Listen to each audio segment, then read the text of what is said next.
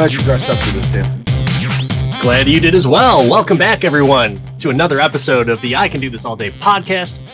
We're here for a special episode, but before we get into it, I'm Dan the Part-Time Avenger, and that is Mark the Resident Jedi, your hosts for this evening's award show.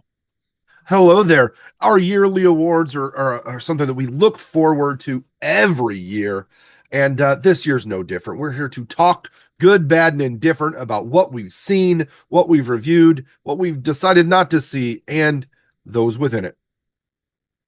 That's right. We are going over our awards, and we have a special list of awards for anyone who's joined us in years past. We've got some really fun ones, all very prestigious awards that any of these actors and or actresses' movies would be very honored to be here. But because of our budget of $0 and zero connections to the Hollywood world, we just can't afford to have this in a public forum. But you get the next best thing. Here on the podcast, we're going to give it to you. So this is is it our fourth year doing this or third year? I can't even remember. But it is a crazy. Single-digit low number of years, but it's annual, damn it, and we try-ish. Damn right we do. Unlike some of the people that some of these awards go to, unfortunately, because there's some good awards, but also not so good awards. We're kind of a combination of the Oscars and the Razzies.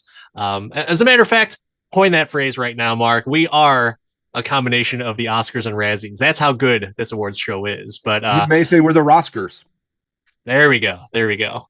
But yeah, so we are going to go ahead and go into this awards ceremony, and we're going to kick things off with a little appetizer, what we call the Wedge Salad Award. Now, the Wedge Salad, great in concept, but in reality, all it is just iceberg lettuce with a bunch of shit sprinkled on top of it. So this is the recipient is really just a hunk of shit, fooling you to think that it was amazing, but it's just a bunch of stuff on lettuce. And Mark, why don't you do the honors as to who won this year's award? Well, this year's award, we had a lot of, if you think about the movies that we watched, I've tried a lot of wedge salad. A lot of wedge salad. So much wedge salad. So you could look through our back catalog and just wonder. And I also wonder, because this movie's so bad, I forgot what we gave the Wedge Salad Award to. Dan, why don't you tell everybody? It is Electric State by enjoy Russo that wedge brothers, salad, baby. Starring Chris Pratt and Millie Bobby Brown, now known as Millie Bonnie Brown Bon Jovi. So yeah, that is the Wedge Salad Award. This was based off of a book. And from what I hear, the book is better. I think that's what people say when they just want to be salty about a movie. But it had a very interesting concept. It's just something that had a lot of good parts to it, but I don't think it was anything that special. It was released on Netflix. Chris Pratt, Millie Bobby Brown, and the Russo brothers, along with some other great castmates in there, such as Brian Cox. You've got Mr. Pollos Hermanos himself. He's in this as well. But yeah, I just wasn't overly impressed with it. It wasn't the worst by any means. Believe me, we'll go over the worst. But yeah, that is the recipient of the Wedge Salad Award. Yeah, they put this movie together on names, and they were living on a prayer, and it did not pay off. You know what? It was just one big funky bunch, and that's what happened in the movie. Oh. But the next award is just a bit outside award. This award goes to the movie that we haven't seen it yet, but it's probably pretty good, or at least we're hoping it's pretty good. It's just a movie that we didn't get around to it yet. So, Mark, why don't you go ahead and do the honors on this one, in case you can remember it? So, what movie? Because we haven't seen it. Do you not even know the movie that you didn't send me the picked list for this? You didn't send me the list.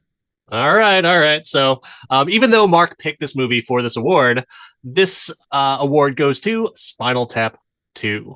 I've been meaning to watch that. Yeah, we forgot about it. I don't know, just didn't get around to it. It's very appropriate. It was just a bit outside of our watching capabilities. It came out in a time when we were doing holiday movies, and we had a few box office things, and I just couldn't go to the box office for Spinal Tap. I canceled my Stubbs membership. I knew it'd come to streaming, and I know when I really love a cult movie because I watch it at home. So much like the first Spinal Tap, I will eventually watch this at home. Maybe we'll talk about it on the podcast. Maybe it'll be a cold January film that we review. But yeah, just I a bit wonder if outside what it'll we watched. I wonder if it'll be just like the first Final Tap, where we will watch it years after it came out. Years. So long. Uh, but yeah, that's Spinal Tap 2. We'll get to you eventually. Soon you won't be on the outside. Soon you'll be on the inside in the little trust tree. But Circle. The going circle of trust. the circle of trust, I thought we were in the nest. Are we not? Oh, Um, Greg. Oh, I got nipples. Can you milk me? The next award is one that it's not that we didn't want to watch it. It's that we just didn't get it. It's the I don't get it award, and we just don't get the hype about it. It's a movie that um, got so much praise every single time they've done a movie like it, and they just don't know that it needed it. Don't know that we needed it. But Dan, you are really passionate about this one, so why don't you tell the people what did we just not get? um, we did not get the hype over Mission Impossible Final Reckoning. The Final Reckoning, which turns out probably won't be the Final Reckoning. Apparently, there's probably going to be another reckoning after the Final Reckoning because this was marketed as a movie that was going to send Tom Cruise off. Maybe he might even die. But no, he lived. As a matter of fact, he holds all the cards, the most pivotal piece of what this movie was about. And it was just such a confusing movie. Like, really, it had nothing to do with the previous movie, but everything to do with older movies such as Mission Impossible 1, Mission Impossible 2, Mission Impossible 3. Hell, probably even the fourth one too. But yeah, it's just kind of ridiculous. So I don't know. Mark, please tell us why we also or why you also gave this award to Mission Impossible Final Reckoning. I agreed with this because as much as I love the callbacks to the first Mission Impossible, which in my opinion is the best one, right? Love seeing all those characters come back and the relations tied together. That was great for me, but I don't know why this had to be a two-part movie. Like, other than so Tom Cruise could walk on a plane. Like, all of the stunt scenes could have been chopped down, in my opinion, and this could have been one long epic movie that would have been better in one sitting than two long sittings that like there was not it was not the final reckoning. It was not cohesive. Those No. two movies do not connect. There's some connections like that, but not that. So that was just kind of ridiculous. For anyone, any of our audio listeners, I was putting my hands together in a nice, He was nice he was connection pinky to there. pointer there. Pinky to pointer. Yeah. Just didn't line up, didn't make the house. You know what? If you didn't understand what I was trying to explain right there, that's kind of what Mission Impossible: The Final Reckoning was. We didn't understand what the whole problem was with the movie because it kind of shifted to a few different things. He needs to get the entity. Well, the entity is with someone else now. Like, well, no, it's somewhere else. It's in a sub. Well, I don't know. Then Gabriel had it. Oh, by the way, Gabriel was talking about how he knew how Ethan got started with the IMF, but that's never really explored either. So there's a lot of undiscovered territory and things that were talked about but never fleshed out from the previous movie. And the last movie was really good. I was really looking forward to the conclusion of this. But yeah, I just don't get it. I just don't get it. Yeah, yeah. But Maybe that's why I got the award. it probably is. But let's move on to the next one. The next one is our Unexpected Gem Award. It's pretty self-explanatory. It's the complete opposite side of the coin of us not getting it. It's a movie that we watched that struck us as I did not expect this to be this good, and I'm happy I watched it. Dan, why don't you That tell us? it's actually a TV show, and it was on Disney Plus, and we're talking about the Skeleton Crew. So Jude Law in all his glory with Star Wars Goonies. Like it was. I did not think that I would enjoy in air quotes, kids show about Star Wars. And I did. Kids were adorable. They were fun. They did kid shit. And then Jude Law, God damn it. Jude Law is so talented. I don't care what people say about him. He's talented. I like him. I like him as an actor. And he did a great job in this, being a friend to the children, but also at the same time, kind of being an asshole, kind of being that person that you can't trust. But what about you, Mark? What did you think about it? I mean, as a Star Wars fan, there were so many things I was looking forward to more than Skeleton Crew that were canceled, that were pushed back, that were uncanceled, recanceled, all of that, right? No Mando Grogu stuff in 25, no Patty Jenkins X-Wing movie, like all the things that we were promised that got pushed back. This came out and it was a gem. It's a positive movie that strikes at the heart of what Star Wars was meant for, and that's kids and imagination. It's something that I'm excited to watch with my son who's just getting into the Star Wars content, and something that, you know, is doesn't require the amount of understanding of the lore that a Book of Boba Fett or an Ahsoka, requires. And I think that's good for Star Wars to put out for the casual fan, and not the person who can recite they can look at pictures in the Star Wars dictionary and tell you the etymology of all of the characters, right?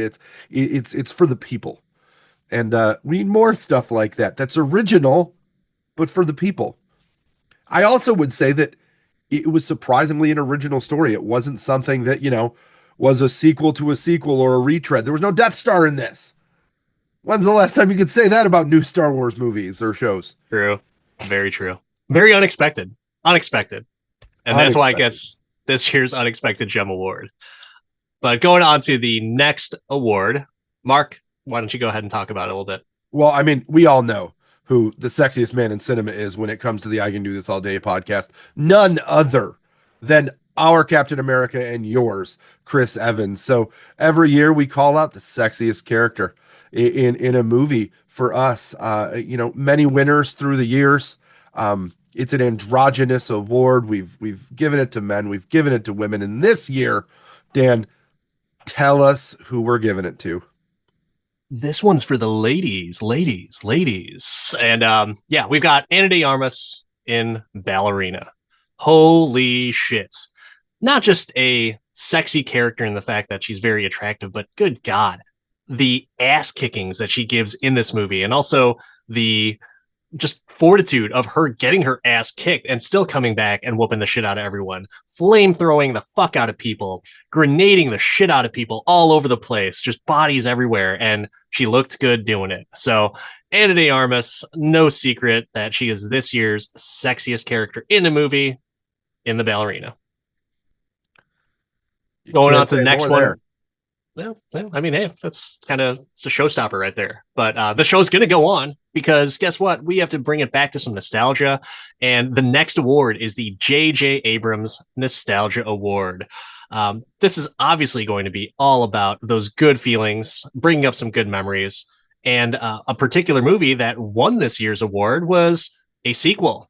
And it was 30 plus years old. And one of the movies that we just had a really good time watching and talking about. Mark, why don't you tell us the winner this year? I mean, this movie just wants you to write HAP on one ass cheek and then PPY right there on the other. Happy Gilmore 2, bringing us back to the course with Adam Sandler doing his victory lap of golf movies, introducing us all to just how funny Bad Bunny can be, and bringing back all your old favorites. Doing the bull dance, feeling the flow, Happy Gilmore. Adam Sandler. I used to shit on Adam Sandler because a lot of other people did because he'd come out with really shitty movies. But you know what? It's just a good time. And Happy Gilmore, I know a lot of people that talk shit about it. As a matter of fact, I was reading a comment on our TikTok today about how they were saying it was the worst. Well, guess what? It won an award on this year's podcast awards show. The J.J. Abrams Nostalgia Award. Happy Gilmore 2. You deserve it, sir. Great fun. But Great going fun. on, go ahead. Great fun. Also, is our next award, and that's the Bullseye Award. Every year, there is somebody picked that is just perfect for a role, and they're not just typecast into it. It's something we don't expect them to be great in, but they come in and shake the house. And this year, we've had a few of those performances, a few where we've expected people to be great, and a few where we've been like, how? What? Perfect. And that's what our winner in this category did. Dan, the envelope, please. Well, I'm just going to say a little sequence here, and it's 1A, 1A, 1A. I'm talking about Nicholas Hoult in Superman. He gets the Bullseye Award because holy shit, what an awesome actor. And he did a fantastic, superb, almost flawless job in this movie. If not, maybe it is flawless. I don't know. Maybe I'm just talking out of my ass. But Nicholas Hoult, that is the winner for this year, and he was in Superman. Mark, what are your thoughts on that award? I think that Nicholas Hoult was one. It was an easy hill to jump over, right? Because 1A, maybe? I don't know. 1A. It was an easy hill to jump over simply because we haven't had a good Lex Luthor since what? Kevin Spacey? But that's maybe because Kevin Spacey is menacing, like Diddy. I've just got to, he came into a movie that was an unexpected win and was the reason. Like, how are you formidable to Superman? You're just angry and smart and cunning and all of the things. Who knew that Beast would kill it like this? Not me, but man, talk about a great casting that nobody saw coming. We get more of him in the Man of Tomorrow. Him and Superman are going to be teaming up, so we'll see more of his portrayal of Lex Luthor. But going on to the next award, this is my favorite one to talk about. Dak Ralter Memorial Award. This is the award for the people that are just fucking useless in a movie that die, just like Dak Ralter. And for those who are not familiar with who Dak is, Mark, could you please enlighten those who are not in the Star Wars lore and know who Dak Ralter is? In the second greatest Star Wars movie ever, The Empire Strikes Back, Dak is Luke's gunner in the Battle of Hoth, and he felt like he was a tick on the Empire all by himself until he died from a weapons malfunction. And Not then, even from an attack. He no, just something no, blew up in the side of the just, snowspeeder. oops, I pushed the wrong sequence of buttons and explosion. And then he got pancaked by an AT-AT. I'm pretty sure Luke at some point in the deleted scenes, like, what the fuck? Nothing even Why did happened they back give there. me How did these that happen? shitty guys? Oh, Oh man, Dak Ralter Memorial Award. But the winner of this year's Memorial Award goes to Ving Rhames as Luther in Mission Impossible: The Final Reckoning. Luther Ugh, was such a good character in so many he other Mission was. Impossible movies. And then he just decided that he didn't want to hack and win. God, that like the writing of that movie. I don't know. They had to just do something to up the stakes in the movie and make us feel like, oh, all bets are off. Anyone can die, including Tom Cruise, because they just took out Luther. And by the way, this is also the same character that we talked about dying in the movie, and we also got some flack in social media because we saw the movie on a Friday, released the episode on the Monday, and I just went just gung ho on the shorts and reels and talked about how he died. So maybe that was a little too soon for us. My bad, but whatever. He's a secondary character. Actually, no, he's like a tertiary character in that movie, so it didn't really matter. But yeah, unfortunately, Luther, great character. Ving Rhames, excellent actor, but what a pity that he died. But hey, at least you got the Dak Ralter Memorial Award. There is that. There is that. And the bad part is he can't come back for the next final reckoning. Sad day. Or The maybe the he will. final the finaler reckoning. Yeah. That's what it's going to be. Final reckoning part 3. Because Just like the whole series is about incongruency, so that's what they should name it. it's just going to take a page out of Final Fantasy's book because like how many Final Fantasies have there been? There should just be like Final Reckoning 1 through 9. Like that would be fantastic. But Oh. just ridiculous. This is such a treat to give this award to Ving Rhames for the podcast. I mean, you want to talk about ridiculous and treats, and that just moves right into our next category. The absolute, if you, for those that have been listening for a long time, there was an episode long ago where we ranked candy, and we talked about the worst crumbly piece of garbage candy that has ever graced a Halloween basket or a store shelf, and that is circus peanuts. They're the worst. They're just terrible. They look like they're going to be fluffy and yummy, but no, they're garbage. They're the worst. And they should be treated as such. So our Circus Peanut Award this year recognizes a movie with an actor that got an opportunity, that was given a franchise that has been a franchise or a story that has been great in the past. And man, it was a crumbly piece of garbage. Dan, you want to talk about who this year is the deserving winner of this? Yeah, well, I mean, they're coming straight out of Compton, and that's Ice Cube in War of the Worlds. Ice Cube is William Radford in War of the Worlds. I mean, that's this movie has been shit on. As a matter of fact, Mark, you got some quotes pulled up from some Oh man, respectable sites, so please the enlighten the the best audience. part of bad movies is the bad feedback in the critic reviews. When the critics think it's so bad that they make jokes about it, it does it for me. So first, I'm going to quote David Fear from Rolling Stone. This War of the Worlds isn't bad, or even so bad it's good. It's a secret third thing, a hodgepodge of shoddy CGI and dead-eyed reaction shots from Ice Cube that make you feel like you can identify the individual brain cells mid death cycle. This movie is literally like nothing I ever want to see. They've made it. They've taken a sci-fi classic that is H.G. Wells' War of the Worlds that's supposed to depict an alien invasion and shown it the way that it's always meant to be shown according to Metacritic as an 89-minute Zoom meeting. Like Yeah, it's literally the worst movie of the year, and it was hyped for a minute when it popped up, and you're like, Ice Cube's been okay in things. Let's go. Let's not go ever again. Ever again. man, that is it. The end of his career? Are we there yet? I don't know. I'm not sure, but Oh, I see what you did there. I see uh, you got to get uh, Kevin Hart in the next appropriated movie by Ice Cube.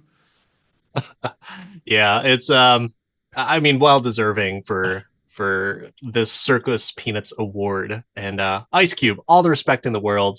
And you know what? An award is an award. A win is a win. You know, just like Dom Toretto said, winning's winning. Doesn't matter if it's by an inch or a mile. And Ice Cube, we salute you. But going into the final award of this evening, we're talking about the best thing we have ever seen this year. And this is our Face Melter Award. Mark, could you please do the honors?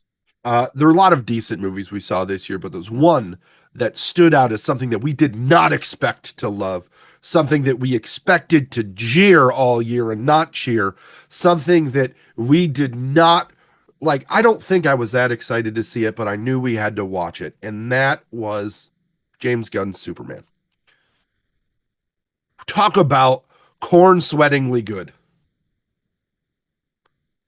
It was definitely a surprise. And it would have been probably a winner of other awards, but we had to give it the top honors of this year because Superman was freaking great. David Cornsweat, I mean, Henry Cavill was our guy, right? We even said multiple times, like, Henry Cavill's our Superman.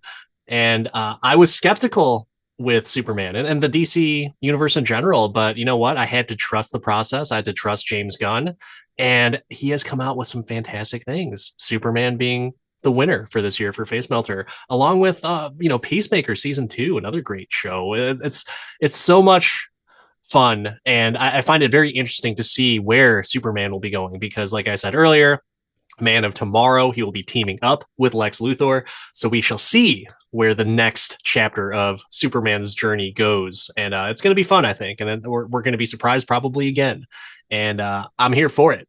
But so many great things about this movie: the acting, the ensemble cast, the fantastic music. I mean, really, that's what we go to see movies for, right? I mean, that's what makes us feel good. But there's also that emotional aspect. The fact that I came to tears or almost to tears in a Superman slash DC movie is just mind boggling to me. So, hey, my face is melted. I don't know about yours. The fact that a DC movie was rewatchable is should be enough to say, wow, that it's crazy, crazy. With the exception of I think what like Deadpool and Wolverine. I think this was the first movie that I rewatched all year. So that's like the highest honor in my opinion, and especially because I rewatched it in a hotel room. I had to actually sit down and not just stream it, not just like play it on demand. It was on. I was like, oh, Superman's coming on. I'm gonna watch it again. That's what I did. So yeah, there's dedication to that, and yeah, totally deserving of this Face Melter award. So congrats to the entire cast, along with James Gunn, for Superman and this year's winner of the Face Melter Award. But that And wraps up this year's awards for the I Can Do This All Day podcast. Mark, any parting thoughts before we leave our I, guests? what a year it's been. A year that was impacted by a strike and the tail end of a pandemic and pushbacks and budget cuts and canceled movies. We got a few good ones. We got some stinkers. But man, I'm excited for next year. We're going to have a lot of stuff for next year, and there's going to be more DC. There's going to be more Marvel. If anything, it might be the best tandem year of DC and Marvel movies. So we're here for it. But that's it. That's it for us at the I Can Do This All Day podcast. We appreciate you all listening and watching wherever you're at. Please comment where you're from and how you're enjoying everything. And we just love to interact with you all. So please do so. Thank you for joining us at this year's award show. I'm Dan, the Part-Time Avenger. That is Mark, the Resident Jedi. Like Dan said, at I Can Do This All Day podcast this year and next. Enjoy 2026.